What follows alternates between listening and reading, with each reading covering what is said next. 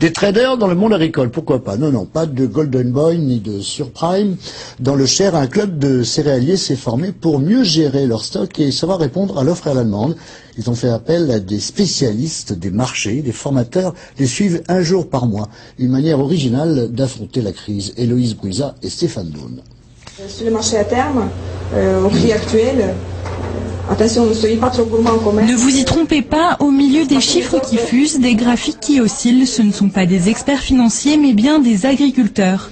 Réunis une fois par mois, ce club d'exploitants céréaliers tente de décrypter les fluctuations du marché et d'établir les tendances à venir pour gérer au mieux leur production. Dans cette démarche, ils sont aidés par des formateurs venus d'ailleurs. Olena est ukrainienne, elle suit ce groupe depuis plusieurs années. L'Ukraine, c'est un pays qui joue le rôle primordial sur le marché des céréales et oléagineux. Et tout simplement, pour prévoir les tendances sur le marché, on a besoin de connaître ce qui se passe en Ukraine. Donc, j'apporte les informations sur le marché, sur l'état des cultures en Ukraine. Et après, bien évidemment, j'aide ici à prendre les bonnes décisions de commercialisation. Avec le désengagement de Bruxelles, la diminution des aides et la volatilité d'un marché mondialisé, difficile pour les céréaliers d'y voir très clair.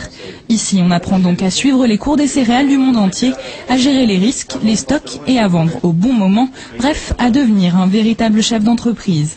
Bien évidemment, on est en train aujourd'hui de faire évoluer le monde agricole et les agriculteurs vers des fonctions de chef d'entreprise à part entière, c'est-à-dire être capable d'assurer une stratégie commerciale sur son exploitation, sur son entreprise, comme tout autre chef d'entreprise le fait. Charles Armand fait partie de ce club d'agriculteurs pseudo-traders. Sur les conseils d'ODA, il vient de vendre son stock de graines de tournesol à un prix intéressant, une stratégie qui lui permet de tirer son épingle du jeu. Et j'ai une corde de plus à mon arc. Je pense qu'ils nous ont amené un peu plus à réfléchir sur un certain nombre de paramètres qu'on ne maîtrise pas nous et que eux, spécialistes, sont amenés à pratiquer.